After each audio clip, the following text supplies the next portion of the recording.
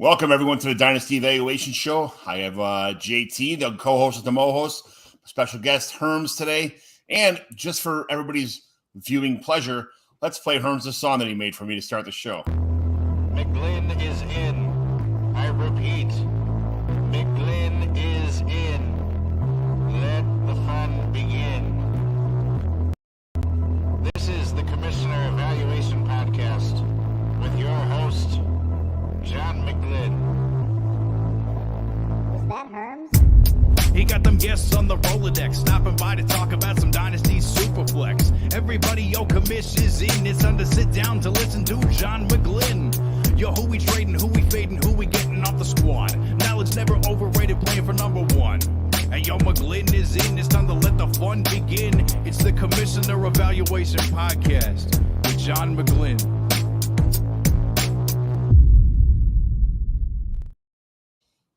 So the fun thing about that is I changed my tune since you wrote that. Now it's called, I had Commissioner Evaluation. I think most people thought it was nothing but a commissioner-based show, and they I wasn't getting a lot of interaction, so I changed it to a Dynasty Evaluation Show now. So I need you to write another song. I gotta take that. We're gonna have to work that one out. So it's the Dynasty Evaluation. But I love the beat. I love the McGlynn is in. I love all the other stuff like that. So we'll have to work out some kind of a situation where you redo my song and all that kind of stuff. But absolutely, man. It was a great show. All my buddies are like, that's an awesome song. You got the best song. You got the best. I hear it all the time. So you did a great job on that one. Hey, glad to do it. Yeah, buddy. Well, welcome to the Dynasty Evaluation Show. I'm John McGlynn. You can find me on X at John McGlynn75. Today we're going to talk about waivers, injuries, some player news that happened today that I worked midnight, so I woke up and found out a couple things that were going on. We'll do all 32 team quick hits, which sometimes are not quick. Some teams go a little faster than other ones, but we try to get through them. If we have time, we'll do some trades that happen in my home leagues, but that usually is not the case. That'll be a whole separate show that takes an hour and a half by itself. So we'll just do that. JT, what's going on? Hey, man, just got back in town, was Colorado for the weekend, went and saw my niece out at Boulder and went to the Colorado Buffs Cincinnati Bearcats game. I tell you what, anybody that's never been to the stadium there, holy crap, that is an awesome stadium. It's just like, it's not very big. You're like looking into the mountains. It's just super cool. All the seats in the place are great. We had a blast. It was a fun time. Did throw me off on my NFL watching, but I've been trying to catch up since I got back. I've been to 43 states, and Colorado is not one of them, which I plan to rectify really, that soon. John? Well, I was supposed to go see Jimmy Buffett at Red Rocks, and he died. So I was like, we had that all planned. planned. Red Rocks is the best. I went to a show in June, I think it was. I went and saw Ryan Bingham with one of my best friends, Brandon, who just moved out there like a year and a half ago from New York City. He had never lived outside of the East Coast. He freaking loves it. We went to Red Rocks. Man, another just mind-blowing experience. It's awesome. Like any show you can go see there, go see it because it's amazing. So we're already trying to decide when we're heading back out again on another trip. I've been to like 19 Jimmy Buffett concerts. I absolutely love Jimmy Buffett. It was such a great time. The parking lot before there, if you've never been to one, I mean, it was the best experience in the world going to Jimmy Buffett concerts. So I went to Nashville, Tennessee when it was still the Pyramid, when they had the Memphis Pharaohs playing there, the semi-pro team. I was in Florida. You name it. I was in. I saw Jimmy Buffett almost everywhere. It was just an experience all to itself. I absolutely love Jimmy Buffett, but I'm glad I was able to do that with friends on bus trips and stuff like that everywhere. But it's over now, unfortunately. Now I'm going to have to do Kenny Chesney and a bunch of other like Beachcomber kind of music stuff, but it is what it is. Herms, thanks for joining us. It's been a minute. Friend of the show, you've been here before, but what is going on with you, man? Not a whole heck of a lot. Just putting in the work, doing all the analysis, getting paid to do things, and that's what I do with my time. I don't know, just hanging out, working remote. I don't leave my house very often. Getting paid to do things is very good. That's I get paid to do things at work too, even though you get to stay home and do things. So how good is it to get up and like just kick on your fuzzy bunny slippers and just go right to the desk and start working instead of like getting up an hour, taking a shower, having to get dressed, driving an hour to work, all that stuff? How good is that working from home? Oh, it's fantastic, especially considering before I got into doing this for a job, I worked in a warehouse driving a forklift. So I get considerably less sweaty sitting at a computer. That's really fun. I also don't have to deal with being in close proximity to large dumpsters that smell. Another thing I really enjoy not having to do. So, we just get some of those perks all bundled in. I really, I enjoy not having to do some of that stuff. That's a good enjoyment. Mr. Scampers. Every time I was at, yeah, exactly. I love Mr. Scamper. Every show I listened to, Mr. Scampers was on there chiming in and stuff. I'm like, man, one day Mr. Scampers is going to say something on my show, and that means I made it big time, And Mr. Scampers, like when the first time he popped up, I was like, yes, Mr. Scampers is here. I made it in the real world. But intro Herms, fire. Good afternoon, fellas. Thanks for joining in there, Mr. Scampers.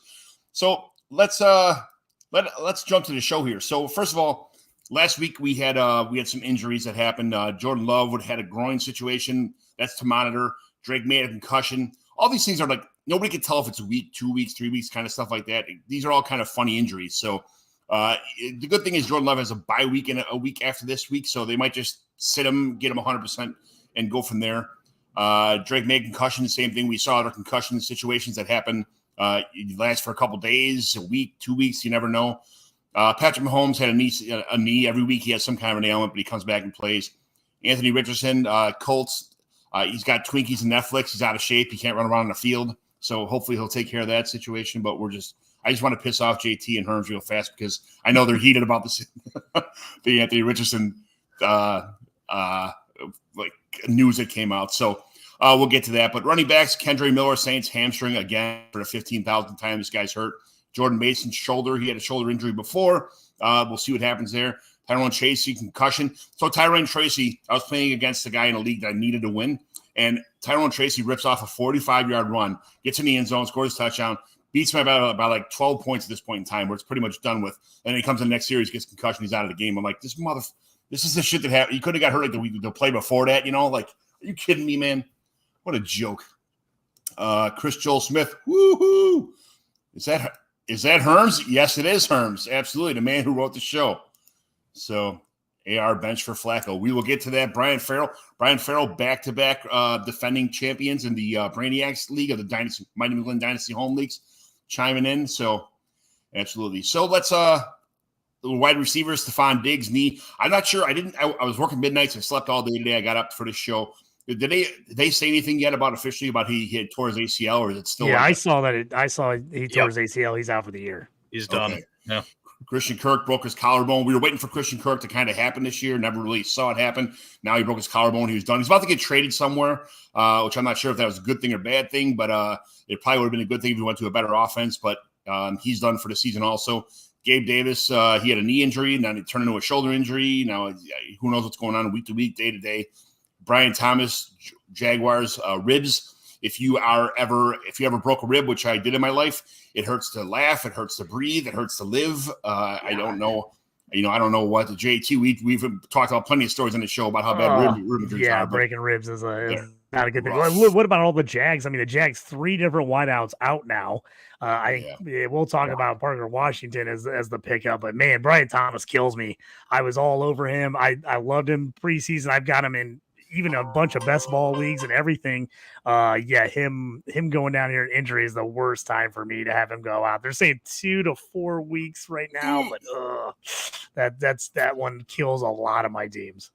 Yeah, T. Higgins picked up an injury. Deebo Samuel, ribs again, another rib situation. Sterling Shepard, Buccaneers, hamstrings. Those are all hammies are funny because it's like again, we talked about it. Could be a couple days, could be a week, depending on how bad the situation is. But we will talk about that. I'm not sure. I didn't see any tight ends that were really hurt this week. So just sitting Kate Otten on my bench, which I set him behind David Njoku, but I mean, I'm okay with that. But Kate Otten is somebody I should have picked up. I should have played the last couple of weeks because he's just a target hog right now. But no injuries.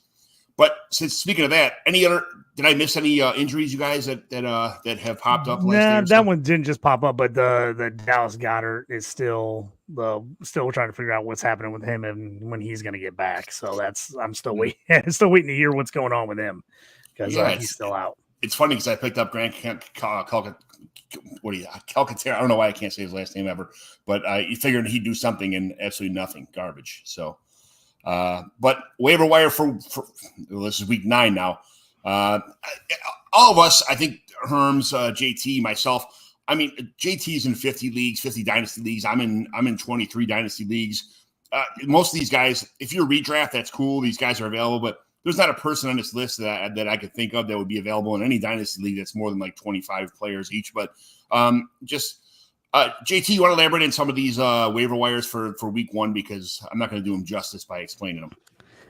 Yeah, I mean, if you're going through here, I mean, obviously some of these guys you can pick up, like you said, if you're in a dynasty, these guys are all on rosters unless you have like a super short bench. Obviously, the big pickup is Jameis Winston with the news. If you didn't get him last week, he's still out there. If you're maybe in a 1 QB league or Superflex, Winston's the guy to go out. If for some reason Russell Wilson was still sitting out there after he was behind Fields to start the year, Russ is showing that he's pretty playable. So he's a good one. And if you're kind of desperate, if you're in like a Superflex league that's redraft, somebody didn't go out there and get Bo Nix. Bo Nix is a guy you could always grab and play as he's starting to turn it up a little bit there at QB. Running back, you mentioned earlier, Tyrone Tracy. If for some reason somebody dropped Devin Singletary, go back and get Devin Singletary because he's going to be a nice spot start putting back in if Tracy's out with the concussion. Alexander Madison for the Raiders. That's been a goofy situation as far as running backs are concerned because they haven't been good running the ball,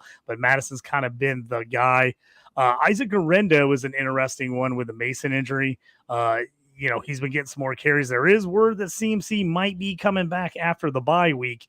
That would be huge for me as I have him in a million leagues. But if he doesn't come back, Guerrero with the Mason injury would be a nice one. If you haven't yet, even in redraft, Ray Davis and Braylon Allen, two guys I really like, two rookies. If either of the guys get in front of them, get hurt, those guys immediately become startable, playable guys that can win you weeks. So if you're still sitting out there and those guys haven't been picked up, go ahead and grab them. A couple of wide receivers to note: Cedric Tillman with everything that's happened with the Browns.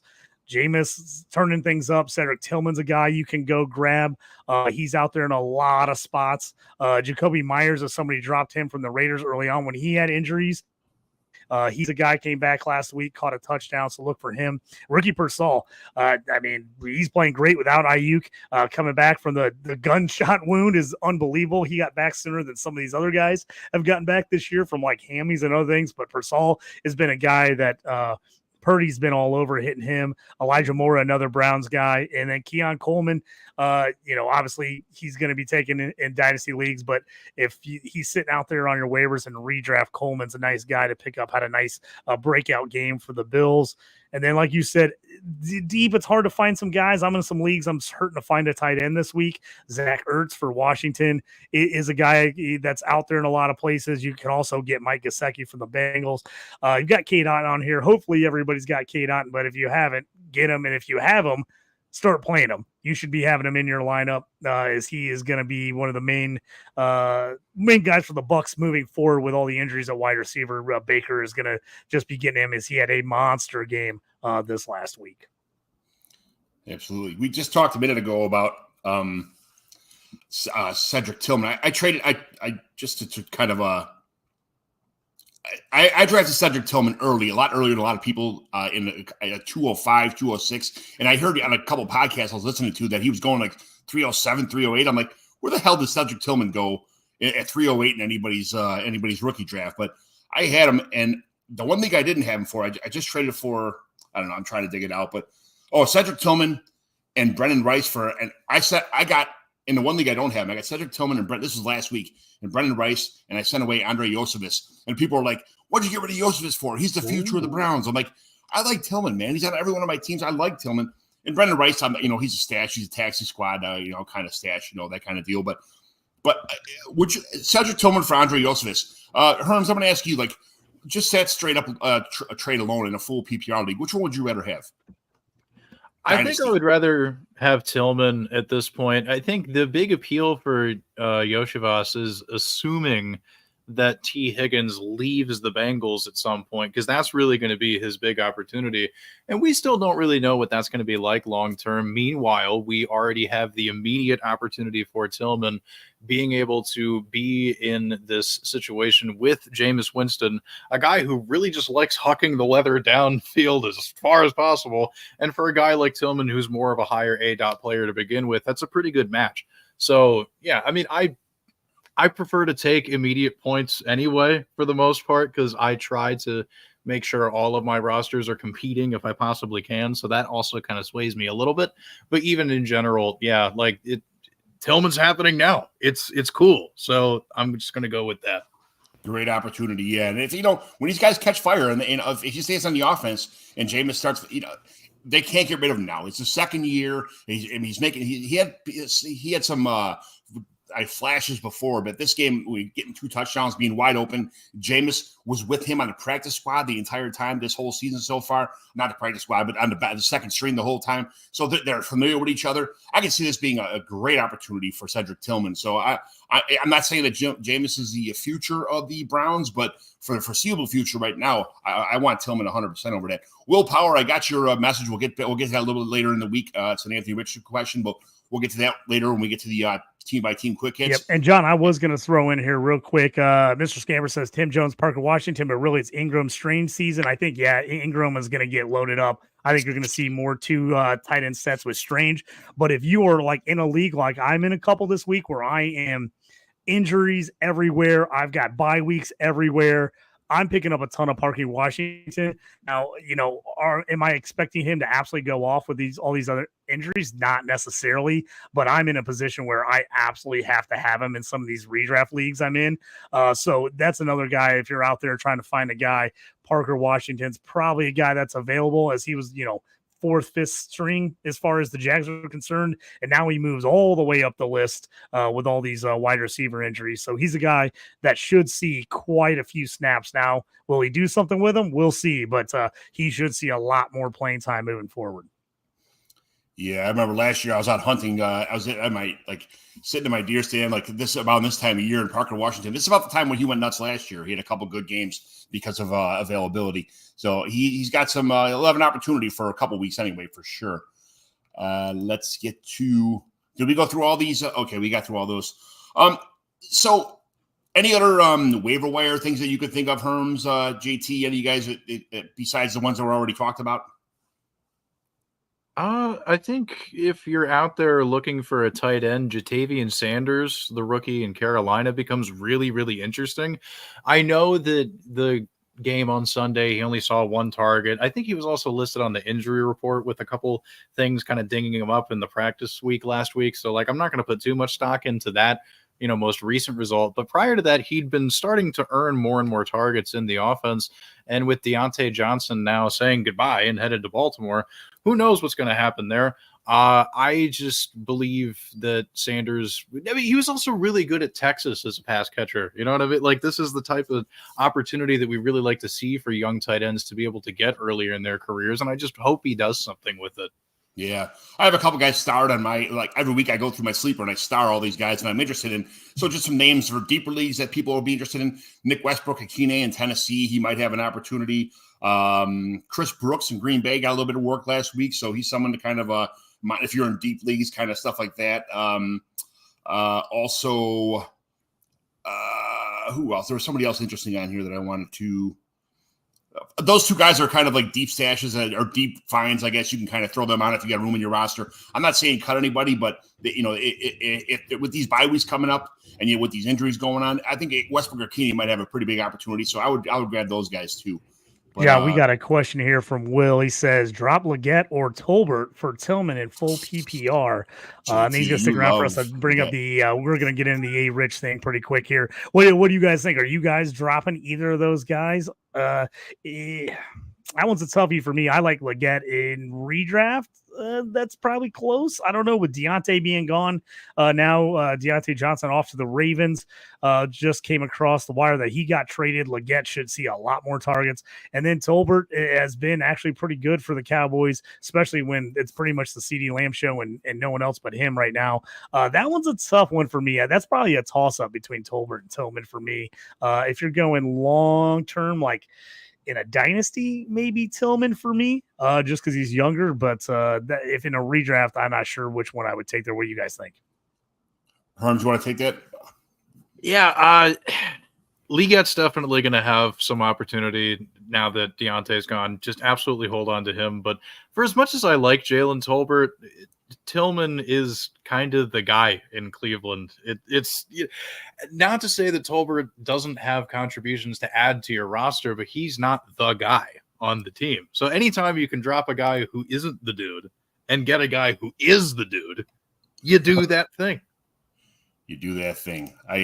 I'm not sure what the story is for Dallas. Why Jalen Tolbert went 3 for 3 with 44 yards. So he's producing a little bit, but man, when he's another guy that I traded up for Tillman and Jalen Tolbert last year, figuring that Tolbert would be a lot bigger part of this offense. It just didn't kind of happen. And nobody's making plays. You saw Turpin at the very end of that game last night. Dak Prescott, everybody's ripping on him. He's not good anymore. Blah. He nailed Turpin on a long pass right in his hands, and Turpin just dropped it. And I'm like, these guys just aren't producing for Dak Prescott. But Tolbert, I just think that he is a name. He's not producing like his name recognition would show. But it's somebody that I get rid of Tolbert right now if I had a chance for a lot of players, up and coming players, because I've seen about all I want to see from Jalen Tolbert right now. He could have flashes, but he's never going to be a number 1, number 2, probably even a number 3 anywhere, especially with the opportunity he has on this Dallas passing offense, and he's still not doing anything with it. I think I've seen enough of Tolbert, so he'd be somebody I get rid of for sure. Not get rid of, but I move on if I could find a better deal for like Leggett, 100%. Like guys like that, Tillman, he'd be gone, that kind of stuff. So let's get to our, we call these quick hits. All right. So we try to spend about 30 seconds or to a minute on each one. Doesn't work that way sometimes, but let's go. Herms, we're going to start with you doing the odds. JT, you do the evens. Herms, you get the luxury of starting with the Bears here. Okay. If the Bears don't spend all 7 of their picks on offensive linemen in next year's draft, should the Bears fans riot? I mean, look, you got everything else. You got the receivers. DeAndre Swift has been a lot better than I thought he would be. And Caleb Williams is definitely the quarterback that you were promised. So at this point, just do everything you can to protect him. Yes, absolutely. And just as a football coach, JT, me and you, I talked about it on a different show. My daughter's going out right now to give her a kiss goodbye. So we, I think we talked about this on a different show yesterday. The Bears' last play, the defensive back was in the bottom. They're in a prevent defense. Okay, we're going to talk about this because I want to defend the defense. I'm an offensive lineman, so I hate defensive players, but I'm going to talk about it anyway. So they're in a prevent defense. There's a guy deep left, deep center, deep right. Just you never know where the ball is going to be. Just have everybody spread across the field for this Hail Mary defense. So what's his name? What was his name? Tyreek Stevenson. Tyreek Stevenson. Yeah. So Stevenson's out there. The ball snapped. He's where he's supposed to be in the bottom right-hand corner, the top right-hand corner of the field, razzing the crowd up, getting ready. The play took like 13 seconds to run. It was the longest Hail Mary play in the history of the league. So then when it comes back, he's not in the right place. He goes to snap the ball down, which you're taught since you're in grammar school. But even if he was standing behind that entire pack, right where the ball was caught, I mean, who's to say that he would have knocked it down even back then? It's all those plays are 100% luck, So I'm just going to go. There's a question later on in the show about that, but I'm going to defend Stevenson a little bit here because people are saying, like, what does this guy do when he's in the corner razzing the crowd? He was supposed to be there when the play started. That was his assigned position in the top right hand corner of the field. So give the guy a break, man. He's a young dude playing pretty good. I don't defend defensive players very often, so I had to get my defensive love out here for once. All right, so give that. JT, Bengals, Chase Brown and Zach Moss are punch, but not having Joe Mixon behind Burrow every play is suffocating this offense, right? Or is something else wrong? Yeah, it's interesting because like Nixon looked terrible last year, other than outside of 1 or 2 games, and then all of a sudden he looks rejuvenated in Houston. He's playing fantastic when he's actually played. He's missed some games with injury, but when he's played, he's been great. I think it's more of an offensive line issue than anything. I do like Chase Brown a lot more than I like Moss. I know we've said that a lot of times. I just think he's got a lot more juice. The Bengals team, it's just like you look at them, they have all kinds of things that you think like, okay, this team should be really good. But this is like, it's just little things. Like defensively, even though they've got some nice names, they just aren't a very good unit. I think their O-line is the problem on offense. This team is just missing just a couple things that are making a huge difference from them being that team that we saw make the Super Bowl and the team that they've been this year so far. Yeah. Herms, Buffalo Bills. I'll be going to see the Buffalo Bills and Colts game with JT in a week or so I can't wait for that. But Bills, was Amari Cooper just brought in to develop Keon Coleman? I mean, sort of. To some degree, but I also think at a certain point, as Cooper gets a little bit more acclimated with the offense, Josh Allen needed somebody to be able to target really deep downfield because they haven't really had that element since Stephon Diggs left and signed in Houston. Well, no, that was a trade, wasn't it? Got traded to Houston or whatever it was. Yeah. So, I mean, I think you can look at it both ways, but I think there are better days ahead for Cooper. I don't think he's there just to be some sort of mentor. Yeah, he's not there to be a decoy. He's too good of a player for that. This whole offense is too good of an offense to just bring somebody in to be a decoy too. So, yeah, I think right now it's kind of like getting used. It's going to take a couple weeks to get used to Josh Allen, get used to the playbook. So, yeah, I agree. JT, Broncos. Did Sean Payton outsmart everyone by waiting on Bo Nix at pick 12 instead of trading up for JJ or Penix?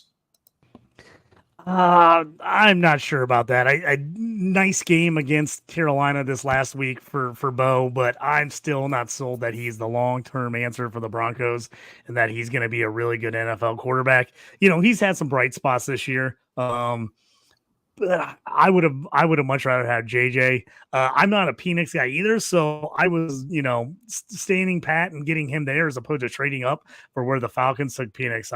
I'm good with Sean Payton doing that, but I personally would have rather had JJ. I still do. I still would rather have him. You know how much I love Sean Payton, so I was waiting for you to say something pretty bad, but I gotta give it to him. Keeping it reasonable, John. Just keeping it reasonable. Thank you very much. Thank you.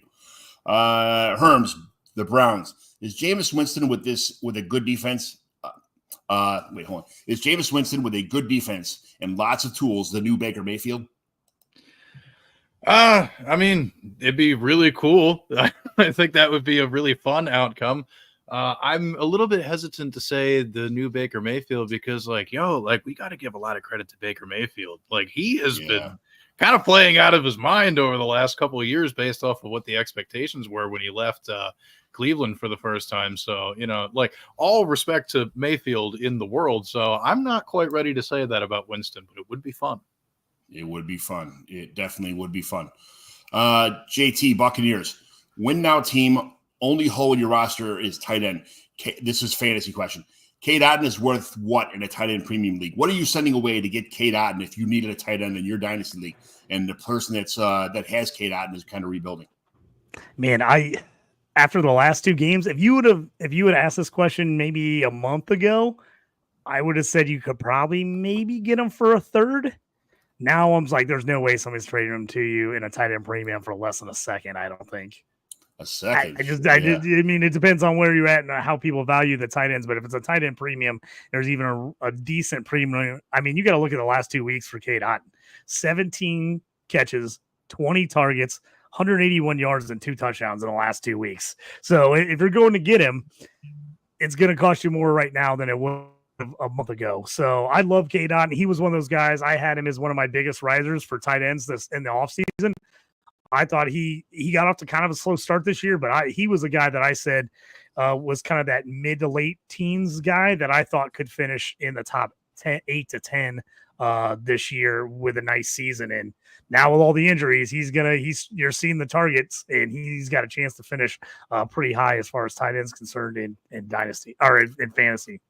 I lot of Kate Otten offers out earlier this year, and I kind of like, all right, I'm not going to pay too much for him, blah, blah, blah. And I kind of, that bit me in the ass, not like being a little bit more aggressive on my Kate Otten love. Not who would have known that both the wide receivers in Tampa Bay got hurt, that, and I would have been in this position, but he was getting peppered anyway. So it would have been a good pickup regardless of the situation. Now he's just doing absolutely fantastic. So, John, we got a quick trade question before the next one. Victor jumps in here and says, got offered DJ Moore for Deontay in a full PPR. Absolutely. I want DJ Moore. Tell me you're getting DJ Moore. If you're getting Deontay, trading Deontay for DJ Moore, give me DJ Moore all day long. We're going to talk about Deontay in a little bit here because I'm not sure about his fantasy value right now going to a team that's, is more of a run team to begin with. So we'll talk about that. But in Chicago, I'm a DJ Moore fan. He has not been like lighting up my fantasy roster or my fantasy points every week either. But DJ Moore is just, I think, a lot more talented player, that kind of deal. So that's I would same thing. Herms, you agree with that? What do you think, DJ Moore or Deontay Johnson? Yeah, I'd rather have DJ Moore in that deal for sure. Yes. Okay. Cardinals. The Cardinals have studs at running back, tight end, wide receiver with a pretty decent quarterback. Why are they just so average? I mean, kind of like you were saying about the Ravens, they're just a really run-heavy team. If people remember, their offensive coordinator, Drew Petzing, comes from the Kevin Stefanski coaching tree, spent time with him in Cleveland and also Minnesota, to the point that they rank 28th in pass rate over expectation at a negative 6.3%. Shout out NFELO for that information. But yeah, I mean, that kind of has a lot to do with it. You run the ball plenty and then you bring in Marvin Harrison Jr. And for the most part, they just target him like super deep downfield. And that's about it. There's not a lot of route diversity that he's been showcasing. So that kind of limits things too. But maybe they'll figure it out in time. This is also the first full season Kyler Murray has in this offense, because remember last year coming back super deep into the season from that ACL, who knows if there's just going to be some time catching up to speed, but that's kind of my read on it. I'm still trying to be patient with them. Yeah. JT Chargers. Ladd McConkey's yard per target was 6.82 going to this game versus New Orleans. This week his yard per target was 18.5. Was it just one of those games, or is this a rookie superstar being born? I mean, I love Ladd. I thought it was going to take him a little time to kind of get used to the offense and kind of figure out his role, but they just really haven't had a lot of other guys being able to step up. Obviously, they wanted to run the ball a ton to start this year, and they're finally starting to open things up a little bit in the passing game. Obviously, the big average yards, it was held by a 60-yard play. I mean, obviously that cranked up his yards per catch. So I don't think it's going to be that high the rest of the year, but I do think this is a guy that I'm going to start getting in my lineups every week, is he's gotten 6 or more targets in every game but one this year. So he's been getting consistent target share. I think now they're just seeing a healthy Herbert, and you're seeing this offense kind of find itself a little bit. I think McConkey's going to be the guy that you want in a Chargers uniform. He's starting to get a connection with Herbert. And I think that showed last week. Obviously, the 6 catches, 111 yards, 2 touchdowns. But this Chargers team is going to start opening it up a little bit more as we get going throughout the year. That was supposed to be Trace Palmer with all these catches, man. What the hell happened there? I don't know. It is. I'm a mad fantasy owner. That's just what I do. Josh Palmer did nothing. He's been a wash this year. I'm the guy that yells at clouds in my fantasy leagues. Like Herms, Chiefs. It was unthinkable to sell Patrick Mahomes in Dynasty formats before. How thinkable is it now? I mean, I would at least consider it. They're definitely in a rather precarious situation without some of their top playmakers, but I just have reason to believe that it'll improve eventually. Like, the front office has been really good at identifying talent through Mahomes's tenure as the starter so far. And plus, he's the best in the game, and he's only my age. So, like, I'm trying not to be, like, super overreactive about it, but I do think it is thinkable to actually move him, though. He is no longer quite the undisputed, like, don't even think about moving this guy, type player that he once was.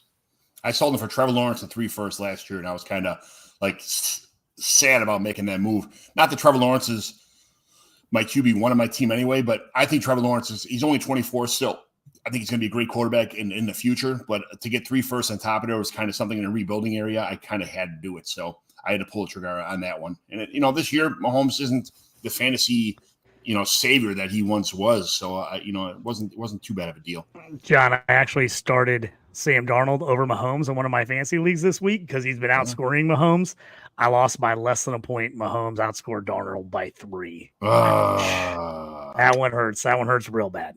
All right, here we go. Get your popcorn ready. This is JT getting furious right now, okay? JT Colts, is it the right move to sit AR and start Flacco? Before I get into my crazy thing, because I want Herbs to jump in here as well. We're going to go back to Will's question. He said he got Anthony Richardson, got put up on the block in a big keeper league, best ball, keep 20 players. He got offered Kirk Cousins straight up for him. His QBs are Hurts, Tua, Burrow, max of 4 QBs. He's asking, should he make this trade? Do you trade Cousins for Richardson in the future here if you got Hurts, Tua, Burrow as your other 3 QBs?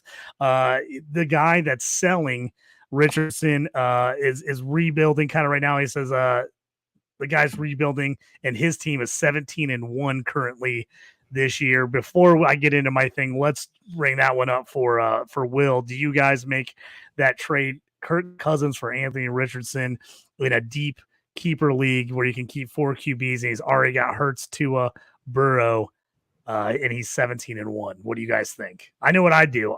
I'm making the trade Cousins for Richardson, but I want to see what you guys think. I don't see it, man. Like, you already have a really good, long-term view with Hurts and Burrow kind of being the anchor. And I get that Cousins is going to be more impactful for you now, but he's deep into the back 9 of his career. No matter what happens with Anthony Richardson, this year, he's still outrageously young and has his entire career ahead of him. So that's kind of where I'm like, I don't know. I'd rather have the flyer, but if you really need the help, right now, and you're really gunning for it, then absolutely you make that trade. I'm trying to play both sides a little bit, I guess. No, you guys nailed it. I don't have to chime in anymore because I'm just beating a dead horse at that point in time for absolutely 100%. But JT, go ahead on your rant here. Yeah, the whole came out today about Flacco, is going to replace Anthony Richardson as starter. Obviously, the question is, do you think it's the right move? I am absolutely 100% against this move. I just don't understand. If you're the Colts, why are you making this decision? Does Flacco slightly make you better in the short term? Maybe, but he should make you slightly better just because of his experience. But I told you, John, before the show, I've really realized what analysts out there are just box score watchers and who actually watches games, because these people all just ripping on Anthony Richardson's the worst player ever, blah, blah. I'm like, have you watched any Colts games this year? They can't be watching any games because he is not awful. Now, do the stats look really bad? Yes, but he's also been getting very little help. He's had a ton of touchdowns and other big plays called back. Just look at the Houston game. A.D. Mitchell dropped a touchdown early, a beautiful 35-yard bomb. Didn't get both feet in. Later in the game, he had another 25, 30-yard touchdown pass.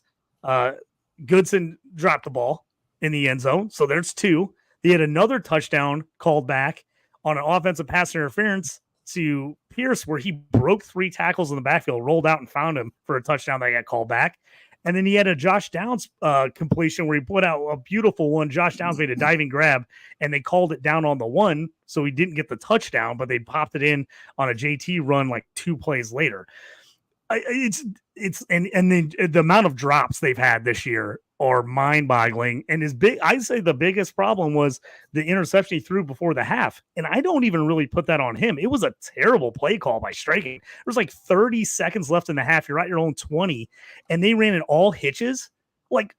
That's the one play that's easily to jump on and pick and run it back. Why are you calling it all hitches there? And the throw wasn't horrible by him, but it was just the defender read it. And I think if Flacco's in the game, you call the same play and he throws that pass, it gets picked as well. So, they were sitting on it. So I just don't understand if you're the Colts, I don't know what you're thinking here. You knew he was going to be a project. I mean, this is a guy who he's 22 years old. If you want to look at it right now to make sense of how young Anthony Richardson is, how much he needs like time to develop, you look at the top 3 quarterbacks supposedly coming in the NFL draft next year: Carson Beck, Cam Ward, and Shadur Sanders. Right now, he's 6 months younger than Carson Beck. He's 3 days older than Cam Ward and 3 months older than Shadur Sanders.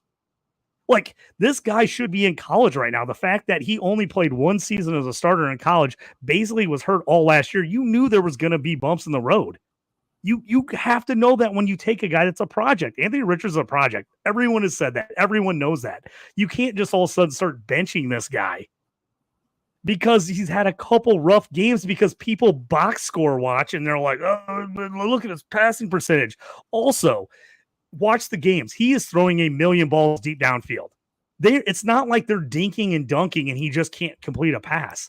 Like, they are throwing bombs all the time. Like, he is playing like a 90s style QB. Like, he is play action passing and chucking it deep. I'm gonna let Herms get in here, but I can't believe this move. I think it's an absolute horrible decision by the Colts. 1 hour ago, Herms put a tweet up. You want to read that out loud, Herms? Your tweet from the Survey? Imagine spending the 4th overall pick in the NFL draft on a QB you knew had limited experience and badly needs reps, only to give up on them after 10 games. Like, since he went to college in 2020, Anthony Richardson has started 23 football games. This is the reality of the thing that you agreed to do with the 4th overall pick. There was no secret involved, ahead of time. It's not like this was some mystery box that you just opened and you're like, whoa, he's inexperienced. What do we do? Like, you knew this. You took the man with the 4th pick on purpose with all of this information. Like, you have to let it play out. I don't even let's say he is terrible. Let's say this is just who he is. Give it to the end of the season. You only have so many weeks left to see what he can possibly be for you in 2025 and beyond. You know what Joe Flacco is going to be for you in 2025? Probably nothing, because that man probably wants to be home with his family at this point. And like, he's almost he's got to be 40 years old by now. But like, I can't. Teams got to stop putting these quarterbacks in positions to just absolutely fail and then pull them out, right as they're trying to learn and turn a corner. Like, don't stick with something if you're like 100% sure it's like totally played out, but 10 career starts in the NFL is not enough of a sample size to be like, yep, this guy sucks. The peanut gallery here, Brian Farrell says, Florida man here, hate to break it to you, this is Richardson. And he says in a Dennis Green voice, he is who he thought he is. You gotta let him off the hook. I think the idea is, though, he has been kind of what he was at Florida, but we expected that. I mean, no one expected him to come in and all of a sudden be this guy that he wasn't in college. Everyone knows he's a project. Everyone knows he's got a cannon arm, but he's not good at throwing short passes. He doesn't have touch. He's working on that. So again, you can't go take this guy that is an athletic freak knowing that, like, okay, we're taking guys an athletic freak, but we understand he needs a lot of work to be a good quarterback. Well, it's hard to be learning to be a good quarterback when you're sitting. Like, again, have guys sat in the past and gotten better? Yes, but you're also talking about guys that usually played a lot of years of college, had a lot of starts in college, and then were learning the NFL system. AR still needs to learn how to be a quarterback, not just learn about being an NFL quarterback. He needs to learn how to play quarterback in general. I just think it's a bad move. I really do. If the Colts were like, if he was absolutely losing games for them and they were like a Super Bowl contender, I can understand making a move. But like, do you think you're winning a Super Bowl with Flacco this year? I mean, honestly, can you make the playoffs? Well, yeah, they can make the playoffs, but they also could have made the playoffs last year with Gardner Minshew. and they let him go. So again, I just don't understand it for the Colts, why you're making this move. It doesn't make any sense to me. It just feels like you're putting, your whole team back, and there's Richardson. I mean, again, if you didn't think he was going to be like you thought he just needed to sit and learn, you would have signed a guy and been like, hey, we need to let him sit and learn for a year or two. Like, you can't say, oh no, we're going to play him right away, and then later on change your mind. I mean, obviously, people, talk about some guys that sat and it worked out well, but this is not the plan they came in. So they're just changing right in the middle of it. To me, makes no sense. I mean, this to me is how you get yourself fired.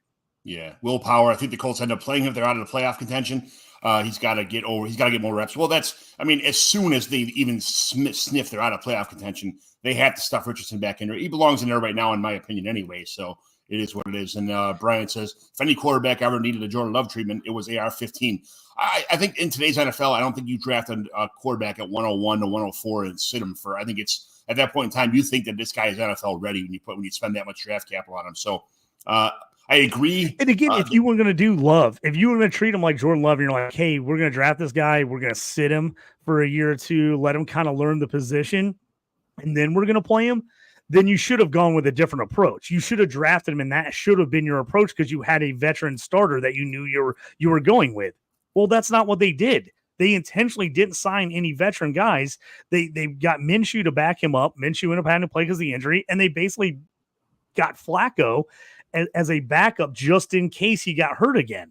Like, it's not like if they were planning was to make him Jordan Love and sit for 2 years, then they should have went out and got someone else and played that guy and had a plan for 2 to 3 years.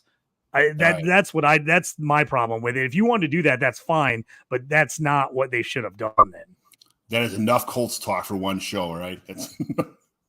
Herms, Cowboys. Is Dak done? He threw a beautiful dime right out the hands of a 5'9" Kevontae Turpin on 4th and long that bounced right off a small receiver's hands, and they're blaming Dak for throwing to a small receiver in that situation. I mean, Dak's got a great schedule coming up. I mean, to say that Dak is done, I just don't see where people get that kind of mentality from. What do you think about Dak Prescott rest of the season? I mean, rest of season, I don't know if it's going to go super well, but more kind of in general, macro level from a dynasty perspective. Like, no, I'm not done. I think, we're seeing just the absolute worst of the Cowboys offense this year. They didn't invest enough into the running back room to be able to have that proper facet of their game. And honestly, missing Brandon Cooks to IR ended up being a bigger blow than I kind of thought it was going to be. So he's operating in a pretty suboptimal environment that should theoretically improve as time goes along. We've seen him do it before when he has the requisite weapons around him. It's not something I'm just ready to hit the panic button on, but it is concerning. It is concerning. Yes, JT, that's what I'm saying. They should have done. I agree. JT, Brian, just so you know, JT is part of the Babies and Boomers League. I may or may not be my favorite league of all my Dynasty home leagues. So I'm just, these guys all razz me about which is my favorite Dynasty home league, but JT may or may not be part of my favorite Dynasty home league. I'm glad I traded Christian Kirk in that league for a 1st and 2nd round pick next year. I'm glad I got rid of him at the beginning of the year now. That was good. JT, Dolphins. The Dolphins are nothing but a fantasy football wet dream and can't beat anyone decent. What's the end game here with this team?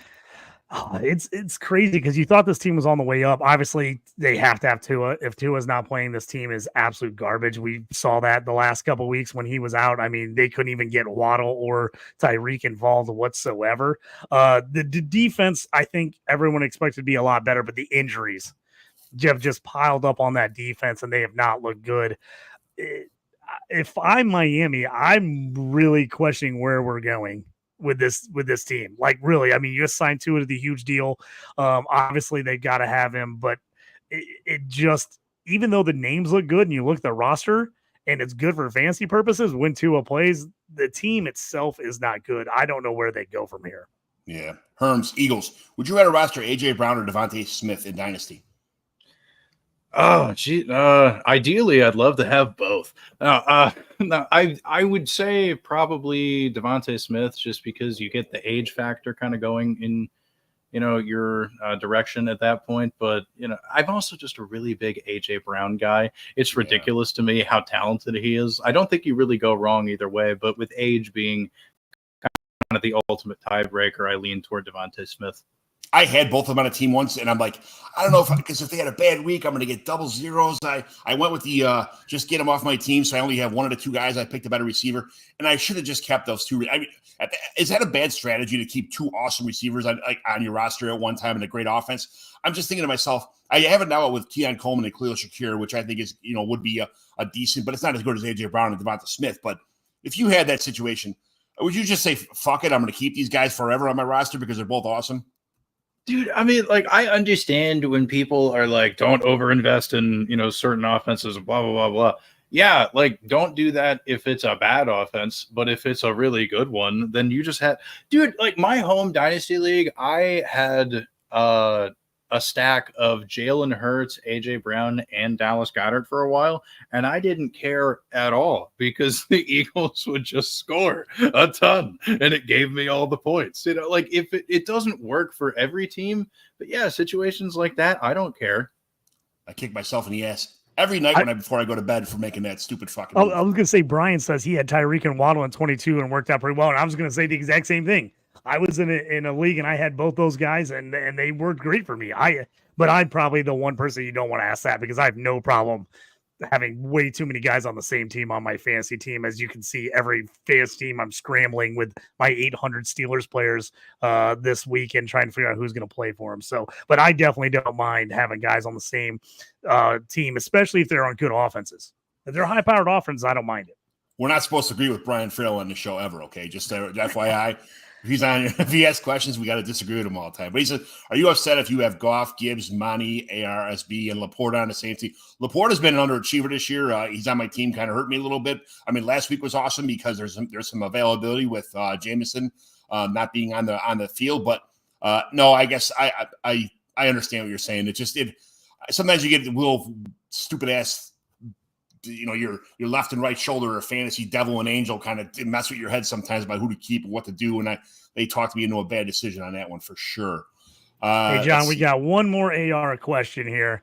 Will says, would you trade AR for Gibbs straight up in that league he was talking about?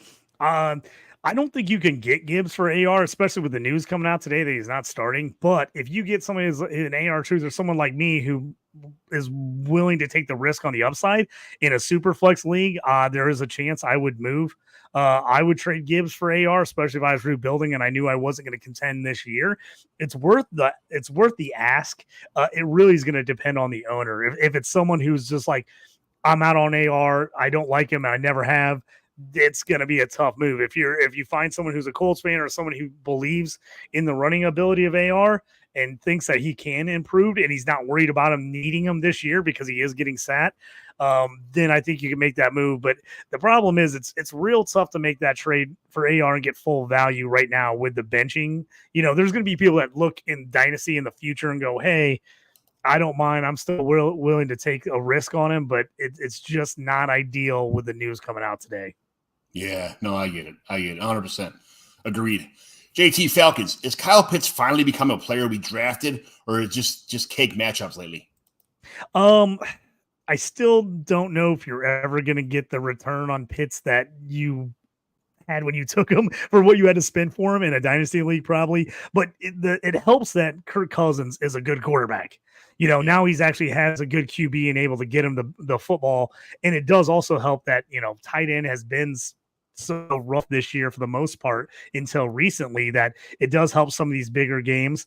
Obviously the 2 touchdowns last week helped, 4 catches, 91 yards, 2 touchdowns, but are we going to get that on a regular basis moving forward? I'm not so sure about that. These South matchups are the ones that he's going to luck out in because the Panthers are bad. The right. Bucks don't have a good defense. The Saints are struggling mightily right now. So if you have them, you can definitely play them in these divisional matchups because I think they're just great matchups right now. But I'm not counting on this every week from him moving forward. Are you selling it? Let's say you had Kyle Pitts in your roster right now. Are you trading him to get? I don't want to go cross position. I guess I should go cross positions. If you're bad at wide receiver, let's just say Kyle Pitts is having these awesome, crazy weeks right now. Are you trading Kyle Pitts to get somebody who needs a tight end for? I don't want to say anybody crazy good, but a pretty decent wide receiver running. Let's say somebody said Gibbs because they had too many running backs. Would you trade Kyle Pitts away in a big, like, full 1 point tight end premium league to get Jahmyr Gibbs? Oh yeah, I would take Gibbs. I would trade Pitts for Gibbs. I honestly, I don't have much Pitts at all, just because I never wanted to pay the price of what he was. But if I had him and I had any other options at tight end, I would definitely be putting him on the block and see if somebody was interested in him. Yeah. See if somebody wanted to buy this huge blow up here lately. If I could get some good value, I would have no problem moving Pitts. All right. I'm going to skip Herms' question for a minute, and I'll give you your Giants. What happened to Devin Singletary being the man in this offense? I know that Tyrone Tracy has had some good looks and has looked pretty good at times. I thought he would mix in here. I was really shocked when he just all of a sudden took this job from Singletary, because Singletary has been fairly solid this year. And we, like we said, with the concussion to Tyrone Tracy, Singletary, I've got him in quite a few leagues. He's going to be a guy that I look to put back in my lineups this next week for the Giants, because we know the Giants want to run the football. They have not been good passing the ball, and when they can run, they will. I was shocked. 2 carries for 11 yards in the game against the Steelers. He was getting 10, 12, 14, 16 touches a game and was actually pretty good up until that Dallas game where he only averaged 1.7 a carry on 14 carries. Since then, they've really kind of just taken him out of the offense, which I'm really surprised about, because I know Brian Dable likes Singletary a bunch. We'll see if this injury, the concussion to Tracy, puts him back in motion as the RB1, or if it's one of those things where as soon as Tracy gets back, he goes back to the bench, which I'm just a little surprised about. I thought Singletary would definitely be the guy at least this entire season for the Giants. Yeah, Singletary didn't even get – they just kind of kicked him to the curb last night and gave Tracy everything. Tracy did look good doing it, so if Tracy is if he keeps up his outstanding play, then it's going to be that way. Herms, we skipped you. We're coming back to you. Can literally any running back just be dropped in the 49ers offense on this as a plug-and-play option on this team? I think that might be the case. There's something about what those Shanahans do, even all the way back to when it was his dad growing up in the D.C. area, watching the Commanders during his tenure with Kyle there, on his staff, just, kind of plucking Alfred Morris out of obscurity, turning him into something super good. And even back in the Denver Broncos days, I don't even remember a lot of the names of some of those dudes, because they were only like 1 year wonder. Like Tatum Bell was decent for 1 year, just out of nowhere, and they just keep finding these guys. Like I think it might be true. I don't know what it is. Maybe there's some sort of like secret deal you have to make with the devil to sell your soul to just be, the featured running back in San Francisco, because it'll just make you millions or something. Like, I don't know, but yeah, dude, it's weird how that works. Yeah. Herms, we're going to jump to you again. Jaguars. Trevor Lawrence actually trusted his players for a change. You saw that jump ball when Evan Ingram was triple covered in the end zone. Is this what it's going to take to get him over the average quarterback hump and be actually a recognized QB1? I mean, I think honestly, what I think it's going to take is a new coaching staff, because I really just don't believe in Press Taylor as an offensive coordinator at all. I know that he's like Doug Peterson's guy, and they work together in Philadelphia and all that stuff, but like fundamentally there are just aspects of this offense that don't work. But like, I don't know, it's frustrating, but yeah, Lawrence having that kind of trust in his dudes is also a pretty big component of the whole thing. So as long as he can keep doing his job right, theoretically the rest will fall into place, but only time will really tell. Yeah, I think a coaching staff change is definitely in the works for the Jaguars for sure, for the future. JT, Jets. Is Aaron Rodgers going to come back next season if the Jets keep losing? At this point, I'd kind of be shocked. I mean, what is this team doing? I mean, they're losing the Patriots. I mean, this thing is falling apart. They're 2-6. They're trading for all his guys. They're signing all the players he wants. I mean, this thing has just been an absolute disaster. And unless Aaron Rodgers gets to handpick everybody next year, I could see him just being done in New York. But if you've got him in Dynasty leagues, I've had a couple of people talk about trading for him. I'm like, man, I'm thinking about getting rid of him because I was like, I'm not sure he sticks around, because if you're Aaron Rodgers, why are you going to stick around and play on a losing team? Like, the only reason he went to the Jets to do all this was he was expecting to compete for a Super Bowl. If they're going to be 4 games under 500, like, I just can't see why he would want to keep coming back and playing if that's going to be the case. I had a guy who kind of had me by the short and curlies in one of my dynasty leagues where I had every position absolutely stacked. And the only thing I had was Trevor Lawrence and Patrick Mahomes, my quarterbacks. And if one of those guys went down, I didn't want to have the situation where I didn't have a third quarterback for bye weeks for shit like that. So I ended up trading like an early third round pick for Aaron Rodgers, which I don't think is terrible, but now I have 3 quarterbacks, which just in case something happens, I have like a security blanket for the rest of the season anyway, until next year, which I have no draft picks anyway. So what me, I never have draft picks. I trade them all away, but it had to be done. Is that terrible to trade like an early third for Aaron Rodgers this year? I don't think it's awful. I mean, if you got to make the move because you're like, hey, my team's loaded and I want to make sure I don't get screwed where I don't have a third quarterback, I can see making that move. Yeah, I mean, I'm talking like my team is so stacked where the Bijan is my like second flex, that kind of shit like that. It's absolutely wonderful to have a great team like that. But I needed a quarterback, so it is what it is. JT, I'm sorry, what I got? Herms, Lions. Is Sam Laporta going to go turn back into a pumpkin again in 2 weeks when Jameson Williams comes back? I'm really afraid of that for sure. One of the issues that Laporta has been having this year, as opposed to his rookie season, is that he's no longer getting a lot of those first read targets, which is something, fortunately, our friends over at Fantasy Points Data do keep track of. And on the season as a whole, Laporta has averaged 11% of the Lions' first read targets, meaning that when the play happens, they are going to look to this dude first as the primary option. But in week 8, it spiked all the way to 33.3% for Laporta. So, that's really the difference. Him being the focal point is what's different without Jameson Williams. So, assuming he comes back and immediately slots back into that role, then it is going to be pumpkin time for Sam Laporta once again. It's very sad, dude. I had a few shares and I was super stoked for this year, but then just all spiraling down the toilet. It's so disappointing. Is he a hold or a sell? Oh man, dude, I know it depends on who you're getting back, obviously, but is he just kind of like one of those? If you take Kate Otten in a first round pick for him, mid first. Sure. Honestly, at that point, well, plus I really like the running backs in this year's upcoming class, so there's a little bit of that element too. But something like that I would consider doing. Yeah. Okay.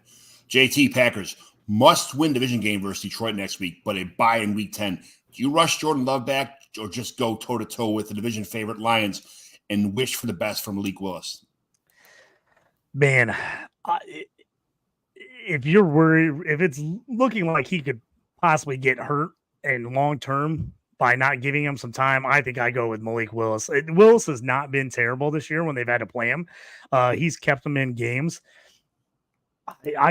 I would not want to take the chance because you could see this Packers team. It's a pretty wide open NFC, I think. And so I think this Packers team is going to be in the mix with a healthy Love. So if it's me and I'm worried about it, they already had the scare earlier in the year with him getting banged up. I'd probably sit him and give him time, let him get the 2 weeks, let him get rested up, make sure he's healed. So you don't have something where he's got a nagging injury the rest of the year. I'd probably go Willis. Yeah. The Panthers made a move today, traded away Deontay Johnson, but no matter how bad Bryce Young looks, he's still going to be the starter of next season because this team is about to unload all of its talent and start from scratch, right? I mean, maybe, but this entire team, ever since David Tepper bought it, has been just this bizarre disaster, going through so many head coaches, trading for Sam Darnold in that period, trying to rehab him a little bit, see what's going to work with that. I have such a hard time figuring out what they're going to do with anything because, irrationally, it makes sense to not completely give up on Bryce Young yet, but they've also given up on Matt Rule. They've also given up on Frank Reich. They've given like they continue to just go all in on these big sweeping organizational changes and then just drop them at the blink of an eye. So it's such a difficult question to answer because I don't even think they know. Yeah, 100% right. JT, Patriots. How is this team so bad if Drake May looks so good? I think Drake May. I like Drake May. I was the guy that I was big on Drake May, even though he went to the Patriots, which was my least favorite landing spot for him. They just don't have a lot of talent there. I mean, they just don't. And I think the issue is everyone expected Drake May to look horrible because there isn't a lot of talent around him, and he's played better than people thought. And I think that's why you're seeing that, like, people are like, oh man, Drake May is actually kind of good, but yet the Patriots are bad. It's because it's not that thing where everybody thought he was going to come in and be awesome because they thought the Patriots were going to be good. Everyone expected them to be terrible, so they kind of expected him to be bad because everyone was terrible. And then when he's not, I think it's like one of those things, like the expectations were so low that I think people are like, oh, he's not completely falling on his face, so we kind of like him now. I think if you put him in a different situation, maybe people wouldn't be thinking that way because the expectations would be a lot higher. But I like Drake May. I just hope that it's one of those things I hate to say because I'm not a fan of the Patriots after all the years of them beating the Steelers and Colts. But it's like you hope they put a good team around him at some point because I do really think that he's going to have a shot to be a really good NFL quarterback in the right situation if they can get some talent around him because they're just very average at all the positions around Drake May right now. Yeah, my last started player that I was going to talk about earlier that was Kayshon Boutte. He got 82% of the snap percent this week. 6 targets, 3 catches, 46 yards. So I just somebody else kind of to keep an eye on. Anyway, he's still 22, 5'11", out of LSU. Good player. So I think people drafted him last year expecting something, and he gave us absolutely nothing. I mean, he was. Well, John, he was a Debbie darling, man. He was a guy that blew up early in his career at LSU, and people just absolutely loved him. And then he fell apart and had so many issues at the end with LSU, off the field issues and other things that it just a ton of teams took him off their list of even draftable, of him even being draftable at that point. So, I mean, the Patriots were one of the teams that had him, and even the Patriots, you saw it, they drafted him. And then they had all kinds of problems with him when he was a rookie. He's getting playing time now, but I think it's also he's getting lucked into playing time because everybody else is so bad. They're like, well, we might as well give him a shot and see if he can do anything. Because if he doesn't, I think he was a 6th round pick anyway. So it's not like now let me look at and make sure I was right. Yeah. He was a 6th round pick. So I'm like, it's not like they've got a bunch invested in him or anything. Talent-wise, he should have been drafted a lot faster than that. But as far as his talent, I don't know how Bill Belichick didn't strangle him the whole time. I mean, he would if he would have came out a year earlier. He was. I mean, people were talking about him being a 1st round pick. So it just things kind of fell off the rails at LSU at the end. Herms, very important question here for the Raiders: is Michael Mayer holding out to get traded so he doesn't become the side chick to the side chick tight end on the Raiders team? It's possible. I don't know. You never know. I don't know. I don't know too much about his injuries specifically, but I will say sometimes it's smart to make business moves. You know what I'm saying? Because it's pretty evident that this Raiders team really isn't going anywhere. And if I'm him and I'm thinking about my long-term future, I would like to just be as fully comfortably healthy as I possibly can be before I have to come back because it's not going anywhere. Risking your body for further injury on a team that's not going anywhere just doesn't make sense for those business moves. You got to always think because, I mean, look, your career is short no matter what. Even, you got to get to that second contract to really hit that big payday. Yeah. That's probably what I would be worried about if I'm Michael Mayer. So if I were to guess, that would probably be the theory that I'm going with. He doesn't want to get rat hole in the blocker position only. He doesn't want to, and he's not sitting out because of an injury. He's sitting out for a mental kind of like that is what I read somewhere, that he's not like, it's not an injury. It's something to do with his his state of mind kind of like, and being on the Raiders would drive anybody fucking nuts. So I get it, but I think he's holding out to get traded, pulling a Devontae Adams kind of thing. So JT, you like Michael Mayer too.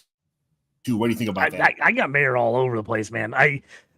Again, it's like we get the Sam Laporta seasons, and then everyone thinks that every tight end should do that right away. It's just not.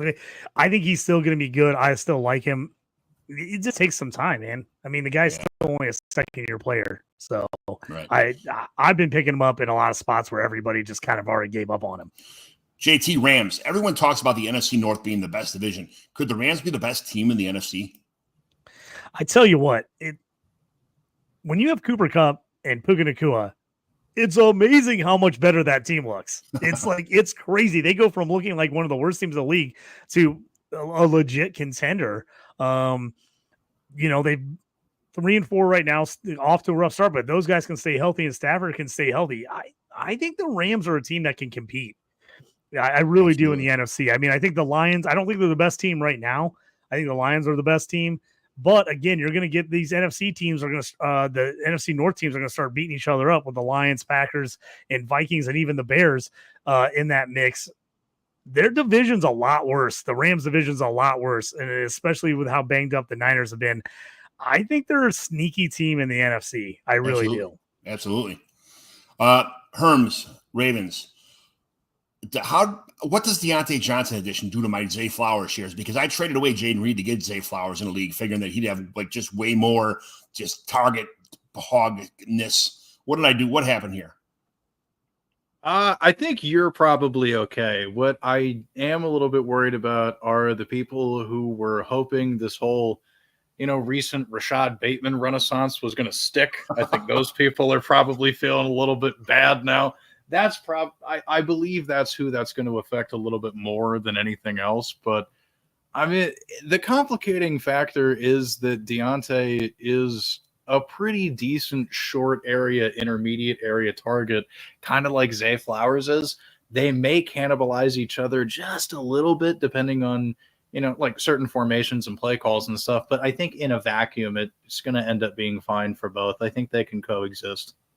What does it do for Derrick Henry with more of these passing options? Because Deontay Johnson gets separation. Mark Andrews gets separation when he's out there. Like Zay Flowers gets separation. If these guys are open and in terms of Lamar Jackson into a better quarterback, what does that do for Derrick Henry? I think it makes Derrick Henry more dangerous. I mean, having a more potent passing attack to go with a guy who's already leading running backs in like every major statistical category is only going to be better. The threat of being able to pass successfully to anybody or turn around and hand it to Derrick Henry or just have Lamar keep it and run it himself is just one of the most dangerous and potentially like lethal, potentially Super Bowl winning type, environments that you could possibly have. I think it's just brilliant. Yeah, it's a great situation. JT, the Saints. Can Derek Carr coming back save the Saints season? Or at 2-6, are they just done? Like Atlanta's 5-3, Tampa Bay's 4-4, Carolina's an afterthought at 1-7. But what is Derek Carr coming back for this team? I want to say they're done. I really do. But if you look at their upcoming schedule, they've got a lot of winnable games. Yes, and then they're in a division that I don't think anybody's going to run away with that division. So him coming back, this team could get to 500. And you get a shot at winning this division because they've got a lot of division games left. They still got Tampa. They still got to play Atlanta. They've still got to play Carolina, so they can get 3 more division wins in there. You look at they got Cleveland at home. That's going to be a winnable game. They've got the Giants, which is a winnable game. They've got Vegas. So with the schedule the way it is, this team can definitely get back in it. I don't know if Derek Carr's the only issue they have. The defense looked great early on, but man, they're getting a ton of injuries and they have not looked good here of late. I think they can get back in it because of the schedule, but I don't think that Derek Carr is the answer. I don't think they're going to get back in it though. I think they might get some wins to push it a bit, but I just don't think this team's got enough. I think they're going to get smoked in any of those anything other than those 4 games that are pretty winnable games. So I think this team is a mirage. I think they got off to about the best start possible, and it's all come crumbling down. My buddy's a Saints fan. In the first couple of weeks, he's like, "I told you." I'm like, "Shut the fuck up, man!" Like whatever. But Herms, Seahawks. Was Ken Walker that sick, 9 for 12 yards, or was DK Metcalf not being part of this offense disrupt everyone else on the team that much? I think a little bit of both things can be true. Anytime you have a guy like Metcalf out of, operation, it does throw everything for a loop. But then, at least in terms of Ken Walker and how poorly he did, it was also just a really tough matchup. If we remember, the Buffalo Bills rank 3rd in run defense DVOA. Shout out FTN for that information. This season, it's not an easy unit to run on whatsoever. So, anytime you're feeling under the weather on top of that, things are going to be pretty rough, and it's going to be not the best day at the office for you. Right. JT, your Steelers. How much better is Russell Wilson than Justin Fields? I was avidly against this move. I thought they should have stayed with Fields. He's another one that, he's a guy, if you just looked at the box score, you were like, oh, maybe he could be better. He's not throwing for very many yards, but if you actually watch the games, he was playing way better. Really, the last game that he started was his worst game of the year, that Raiders game. He missed a lot of open wide receivers. But he had played pretty well up to that point. And I said it many times. I mean, he had a couple 40-yard plays called back for penalties where he had guys down the field. He had a couple touchdowns called back on penalties. They had a couple deep pass interference calls that were great plays that obviously didn't show up in the box score as far as stats, but were really nice plays. I think this team's a contender, and so I can understand them wanting going to Wilson here. The thing is, Russ has been solid. He has been very solid. He's been good. But is Russ that much better than Justin Fields? I think this team is good. I think it's a good Steelers team. I don't think Russ is that much better than Justin Fields. I hope this doesn't ruin things with Justin Fields because I think he's the future of this Steelers team. But this is in win now mode. So I can understand them going, hey, we've got Russ this year, at least this 1 year. We're a team that's going for it.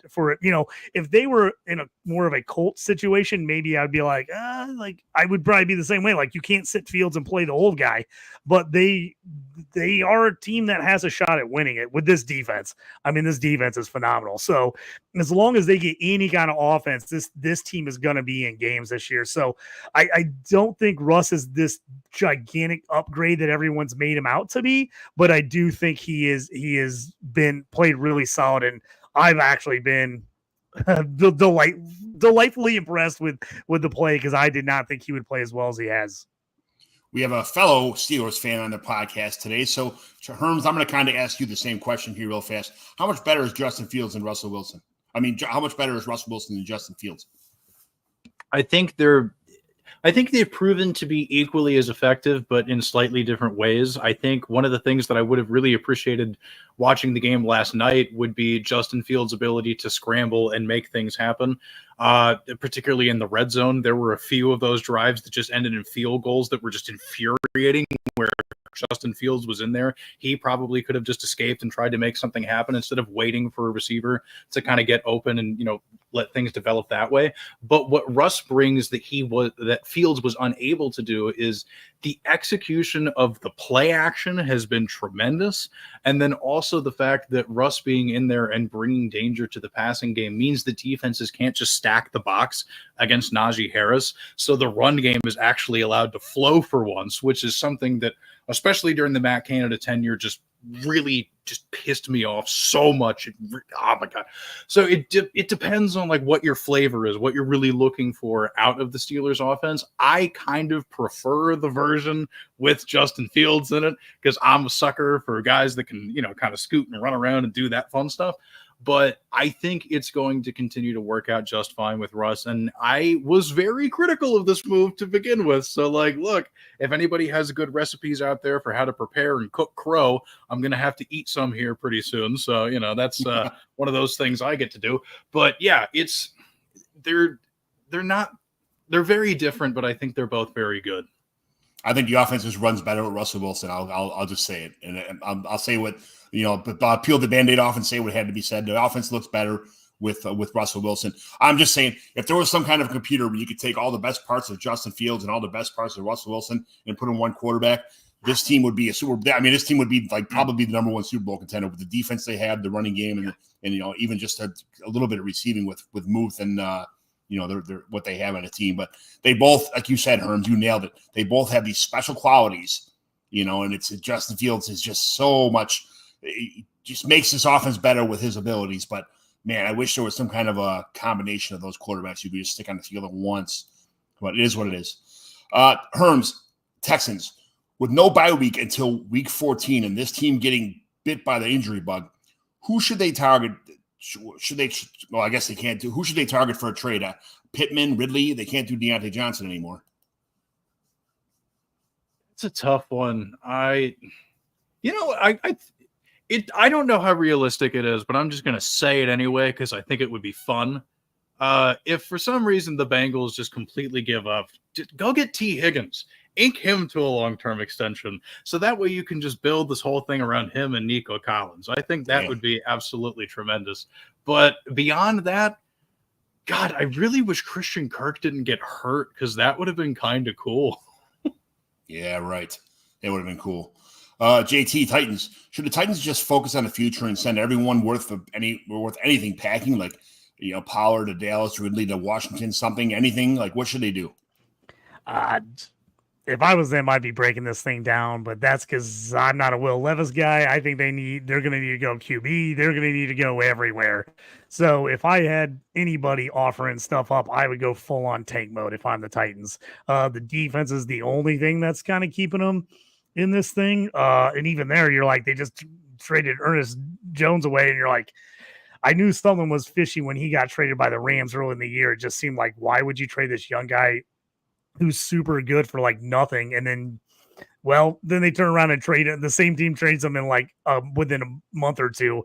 So obviously something going on there, but I just don't see a path that this Titans team is any good anytime soon. I would package all these guys. And usually I wouldn't trade a guy in division like a Ridley to like the Texans, but honestly at this point I don't think it matters anyway. So if you could get rid of Ridley with that insane contract, because obviously that's not a great deal now looking back. And people thought it was bad originally. I think it looks worse now. If you can move some of those guys, I'd absolutely be moving them because I think this team is ripe for a full rebuild. Absolutely, they are 100%. Herms, me and JT are big Sam Darnold fans. Okay, so don't hurt our feelings too much on this question. But Vikings, is Sam Darnold a sell in Dynasty right now? I don't think so. I think he's playing his way into a decent, like maybe 3 or 4 year contract with another team. Obviously, the Vikings investing that pick in JJ McCarthy and having, him sit out the season for injury, it is what it is. He's probably not going to be the guy there, but like Darnold is good, man. He's good. Like this is one of the, I love seeing dudes that get written off and just cast away and whatever, find a way to, it's like the Geno Smith arc, only fortunately it's happening a little bit sooner and a little bit younger for Sam Darnold. If I'm a QB needy team that's not going to be able to pick high enough in this upcoming draft, and also, frankly, the college draft class is not great for quarterbacks anyway, Sam Darnold would probably be the first person that I'm calling, or at least his agent, and just being like, yo, like, we need to get this guy in here, stats. Because I think that what I could see him having the type of impact on a new team that like Baker Mayfield is having on the Buccaneers right now. Sure. That was going to be my exact same thing. I was going to say, man, him and Baker, I mean, he has got everything, all the tools and chance to turn around and go to a new team and do what Baker's done for Tampa. Man, I love Darnold. If I've got him, I'm keeping him in super flex leagues because I think he's going to get at least I think he can get at least a 3-year deal like Baker got originally from the Bucks as like kind of a make it or break it contract to see if he can do it. I like Darnold. I think he's got years ahead. I don't think this is a one-off year for him. I think he's got more of that Baker career arc in him where he can actually put together a pretty good career and at least a couple good seasons here for a new team, as long as he doesn't go to just an absolute garbage team with no one to throw to. I think he can be. I think Darnold to me is a buy. what if he goes to Tennessee, or what if he goes to? He would be. Tennessee would be way better off with him, but that's one of those situations I would really hate to see it because that team needs so much that I think that hurts Darnold. I mean, I could see them signing him if they don't get a QB, but that team, that's one of the situations I'm like, oh, I wouldn't want to see him go there because unless they did something crazy to bring guys in because that team is just rough. The only other teams that I could think of that would, like Carolina, he's already been there. I don't know if they take him back. And the Jets, I mean, if Rodgers just hangs up his cleats, he's already been with the Jets. He kind of got laughed out of that town because they were such a buffoonery as an organization. But Las Vegas, is that like kind of I'm not sure if they want to do something like that, or I mean, I don't know where do you think he'd go? Do you think they just say, you think they trade away McCarthy and just keep Darnold, or to just keep Bolton on the team? I don't know about that, but the one that I kind of have, penciled, put the circle around for me is the Los Angeles Rams. I mean, with how well he's doing in this offense, Kevin O'Connell being the former offensive coordinator for Sean McVay with the Rams, the language of the offense is going to be very similar. It wouldn't be that hard to bring in a guy like Darnold. And Stafford, if I remember correctly, I think this is the last year on his contract. He's also getting older. It really is the reality that this team is going to have to face at some point.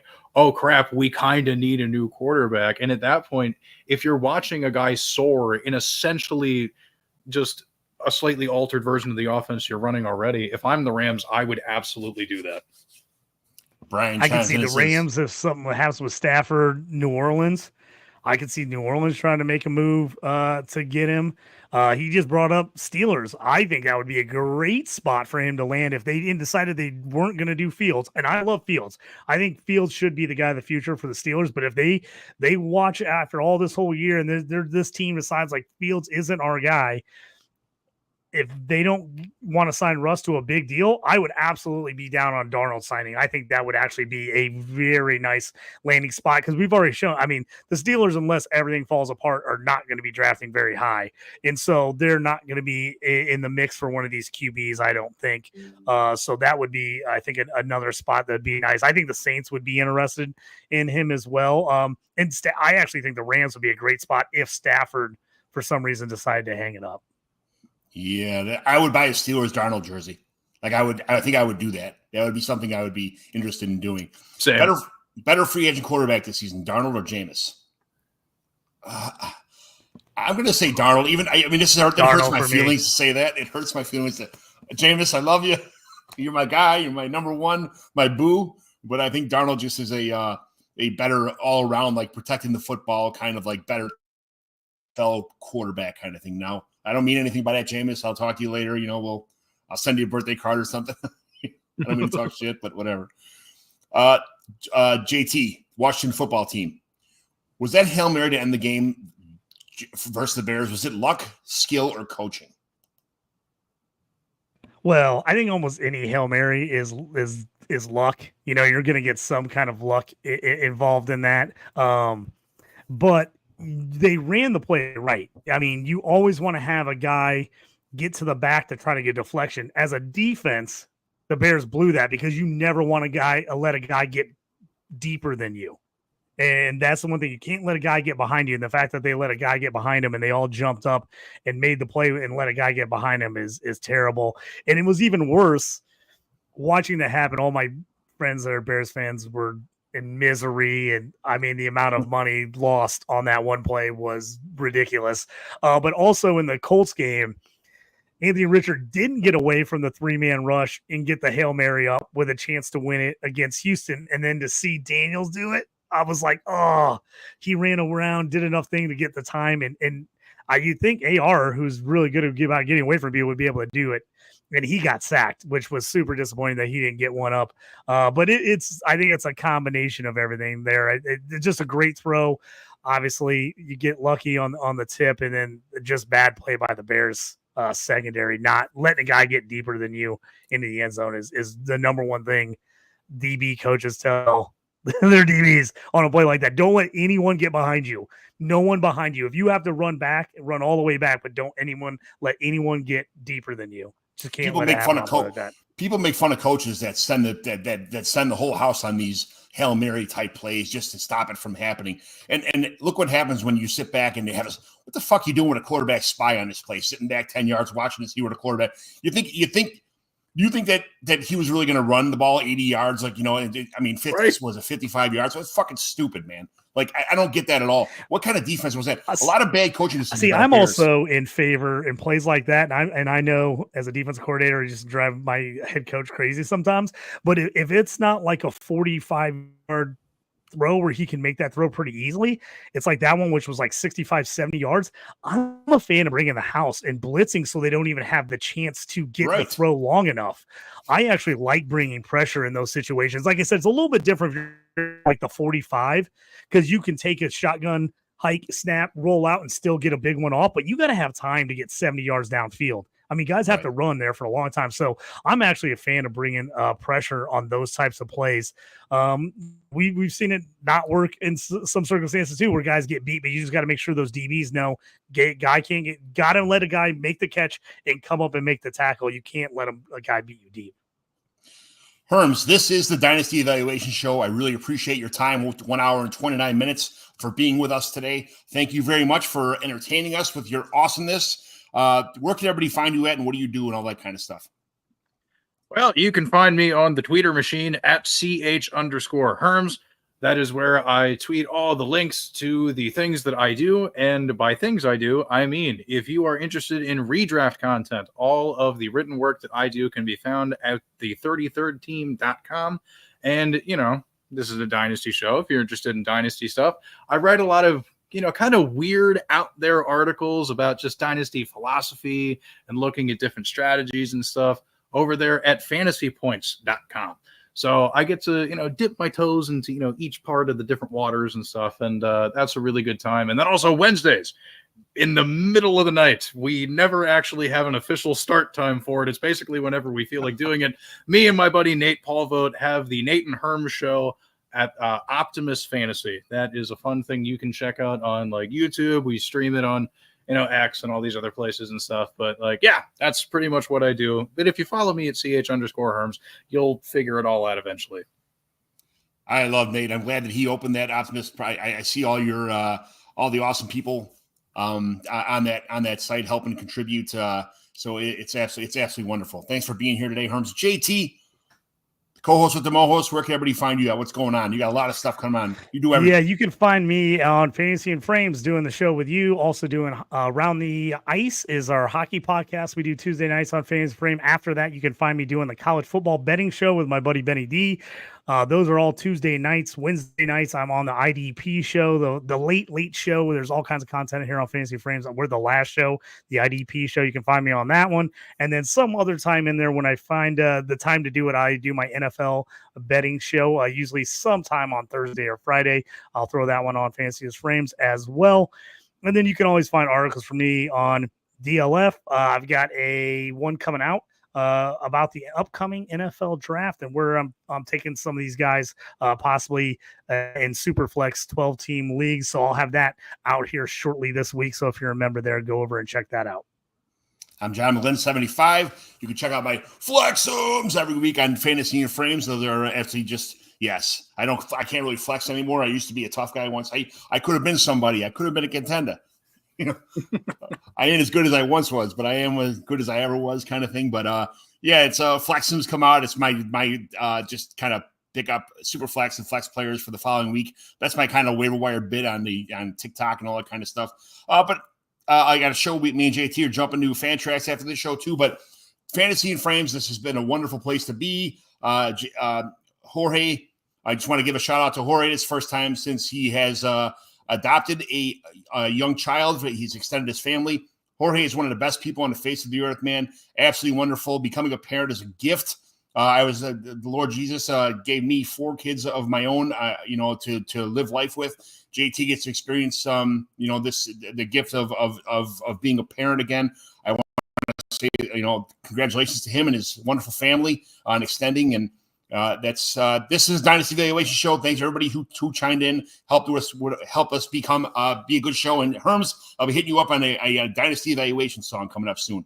kind of same format as this one was. But thanks for everything, guys. Thanks you for being part of the Dynasty Evaluation Show. See you next week.